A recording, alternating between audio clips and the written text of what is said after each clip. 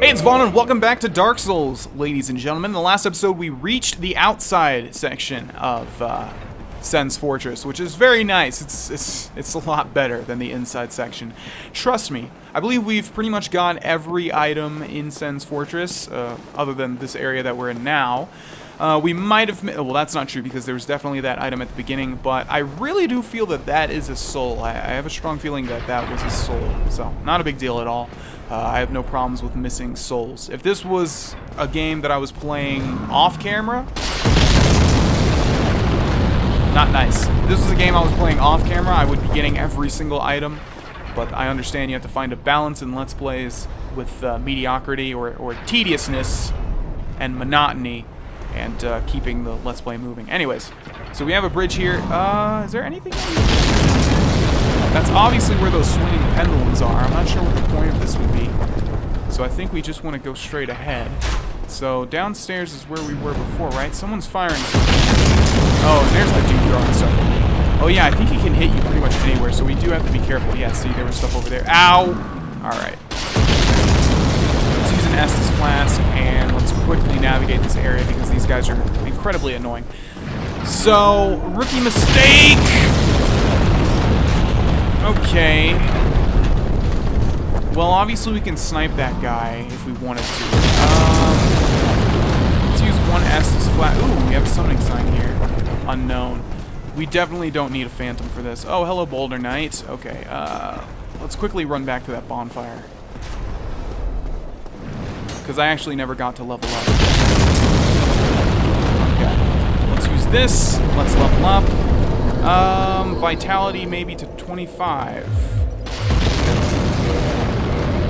Or as close as possible. I think we'll get Vitality to 25 and then we'll start raising Endurance a little bit. Alright, so we need to drop down here.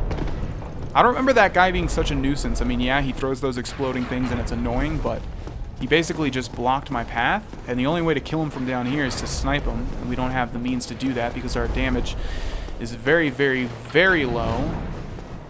Okay, so what we want to do, hopefully there's a long enough animation where he can't throw anything for a second. Alright, now what we want to do is run and jump. I hate this jump so much, but we made it. And in here will be an NPC probably missed by a lot of people.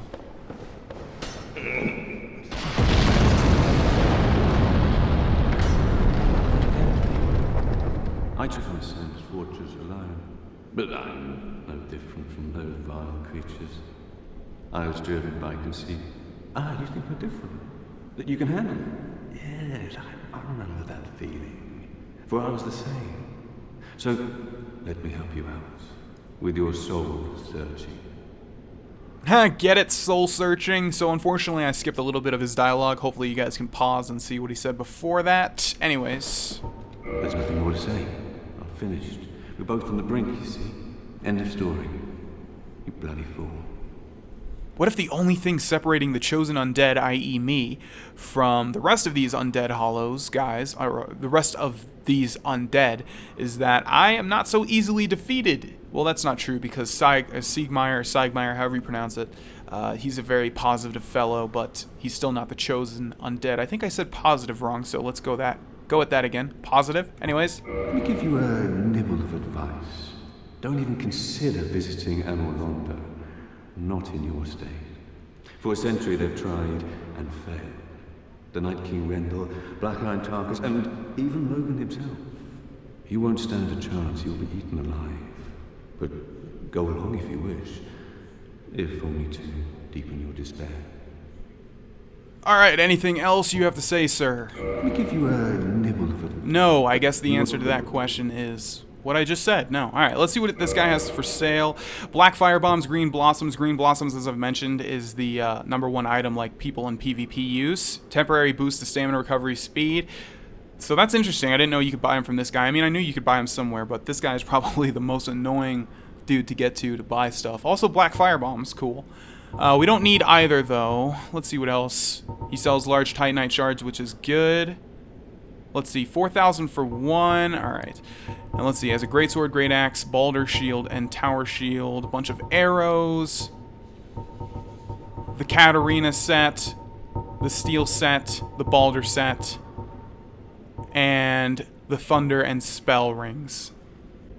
Alright, well, the reason I just abruptly stopped recording was because my other two roommates decided to have a huge fight, and I'm not going to go into details because it's personal, but let's just say one of them just got kicked out.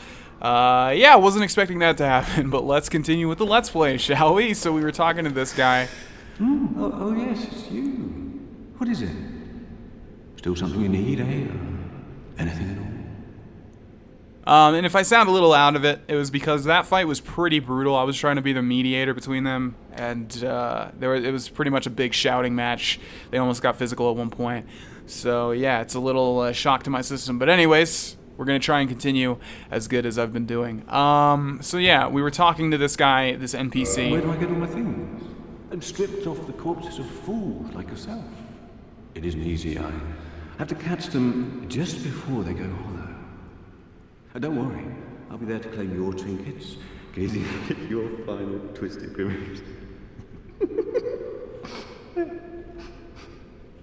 Man, I don't think I've ever exhausted this guy's dialogue. He has a very dark outlook on life. Looks like he strips all of the remains from hollows, which is weird considering he sells, I guess, an unlimited supply of, like, green blossoms.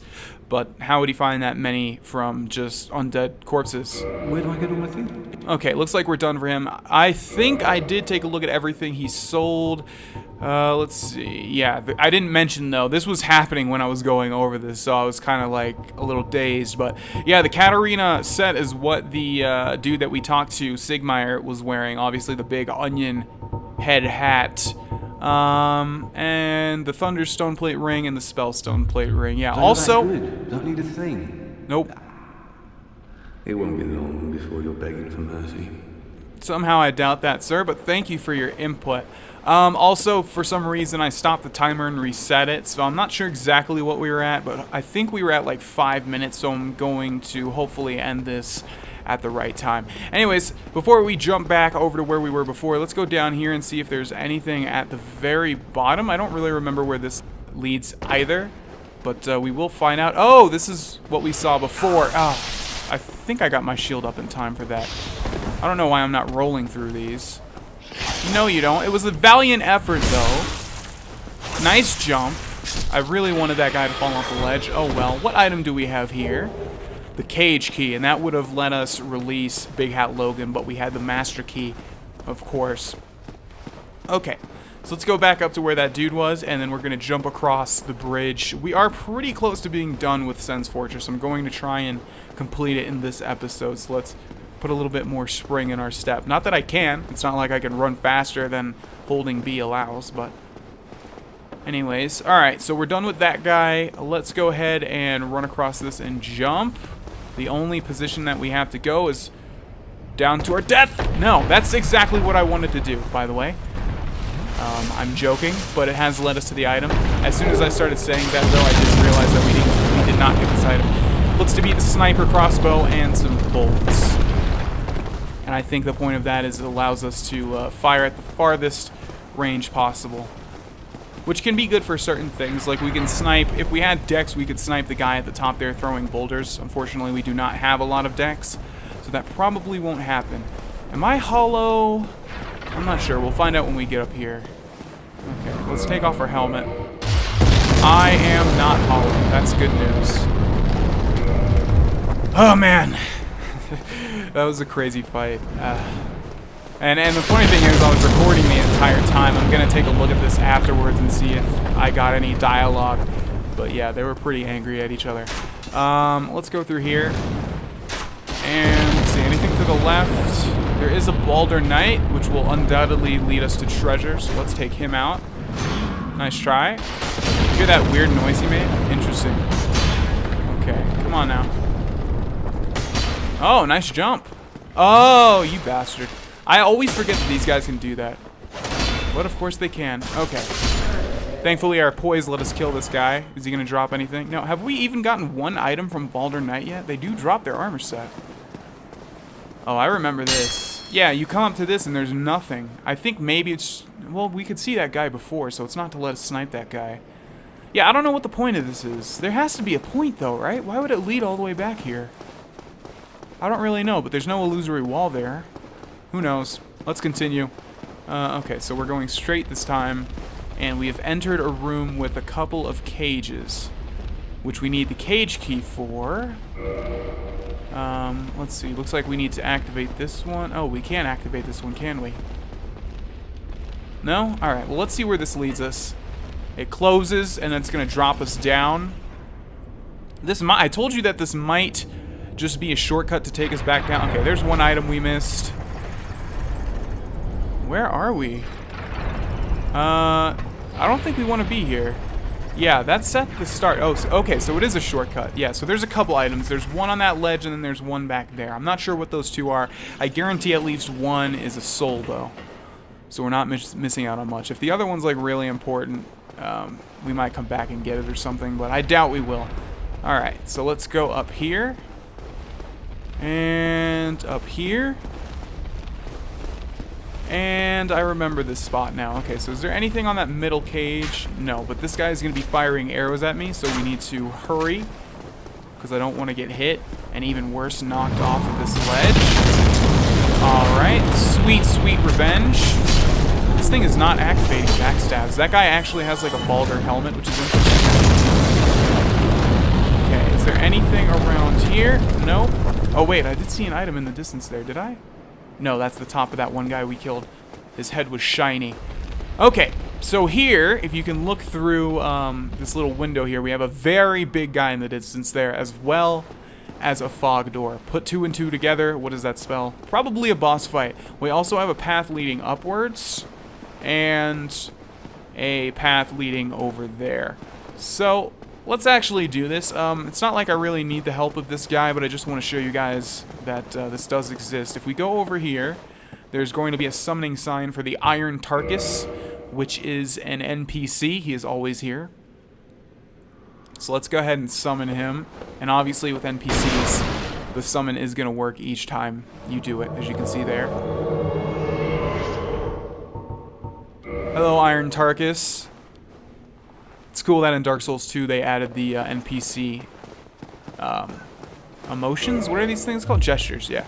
Alright, so a common rookie mistake is just to go into that fog door immediately. What we actually want to do is head up here. And the reason for that is because here we have a dude. Oh! Don't want to get hit by him, that's for sure. Okay, I think he will, like, peek his head in here, if I'm not mistaken. I don't know if he can hit us through the walls either, and I don't think that's a... Oh! That was a double swing, and I did not realize that. Let's use an Estus Flask. What is going on? No, he did hit me through the walls. Okay, so he does that thing, and then he gets on the ground and basically is like, kill me, please. And I'm totally down for doing that. So if you did not kill that guy before you fight the boss, you would not get this Titanite chunk number 1, but also he would be throwing exploding balls at you the entire time. And obviously that is bad. One thing I just realized we missed, one of my roommates, the one that actually got kicked out just now, he found an illusory door, a wall or something, that allowed him to take on the gatekeeper, like the guy that you saw in the cutscene that opened the gate. He's by the chain. I'm not sure where that is, and it would appear that we've missed it, unless it's right here? It kind of looks like an illusory wall, doesn't it? So yeah, I have actually never found that, and I didn't even know it existed, which is weird. Guess it's not over here, but yeah, that does exist. You can just find that guy. You don't get anything from it, but you can kill the gatekeeper. Okay, through the white light we go. Do we want to prepare with anything? I don't think we really have anything to use. The only thing I would need is like gold pine resin, but we don't have that. Alright, through the fog gate we go. And here we have the Iron Golem, one of the easier bosses in the game. He'll do this. You know what? To be honest, I don't even really know what this guy does because I've killed him so fast usually. Reason being is you get like right under him. He'll do these big sweeping attacks, obviously. And the reason this boss is easy is because this is all it really takes. Is you avoiding his smashing attacks. He's very big, very slow, as you can see. That's all we need to do, really. He'll slam the ground, I guess. Oh, he'll do it in multiple locations. But the Iron Tarkus is doing a good job of holding his aggro. What is that? I'm not sure what he did there. Okay, he'll also do like a back step. This is another boss that will actually fall to his death. Like, you can get on that ledge. What is the Iron Tarkus doing? He's not even attacking. There we go. Okay. I'm not really sure what this guy's attacks are. He'll also do this, like, wind swipe as you saw when we first came in. And I think, I was about to say, he'll also grab you and, like, do that. Yeah, and what's funny is one time I saw the roommate that got kicked out, he grabbed him and then he threw him straight down a hole. Like, straight down, like, right there. Alright. So yeah, you keep fighting the Iron Tarkus. Oh yeah, and he also has this animation. This is why he's easy as well. He also has this animation where he's sort of dazed, and it's like, this is your chance to hit him, but you can do this normally. It's not like you need this animation. So as far as Dark Souls go, it's kind of an easy boss. And then he'll fall on the ground like so. And then he will die in one strong attack. Goodbye, sir. Wanted to finish him with an R2. Core of an Iron Golem. Okay, so over the Ant of Humanity, and how many souls? Did he give us the souls yet? There we go, 40,000. Yeah, so in the distance there, you can see the boulder loader, which is what I'm going to call him, and you can get over there, I think. But I don't think there's anything of importance over there, and there's nothing over here either. But yeah, I think the Iron Golem can, like, jump off to the left and to the right. Oh, there's... I think that's the gatekeeper right over there in the distance there. Yeah, so there must be like an illusory wall close to the start. I don't know how he found that though, because I know I've explored this area fully. I guess I just didn't know about it. But anyways, on the ground here we have a giant golden ring. Let's press A, shall we?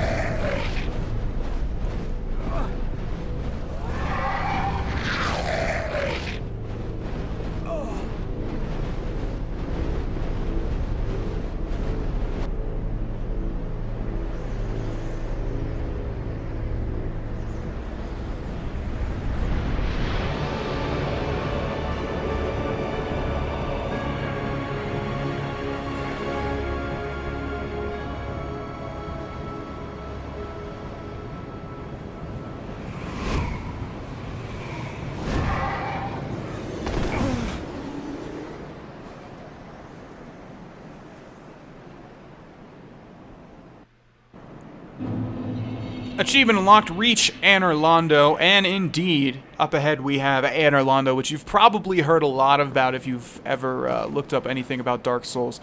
This place is notorious for a certain area, but it's also really cool and interesting. There's a lot of things to do at this place. And yeah, we can go back and talk to this weird fellow here, and he'll take us back to where we fought the Iron Golem, but we don't really have any reason to do that.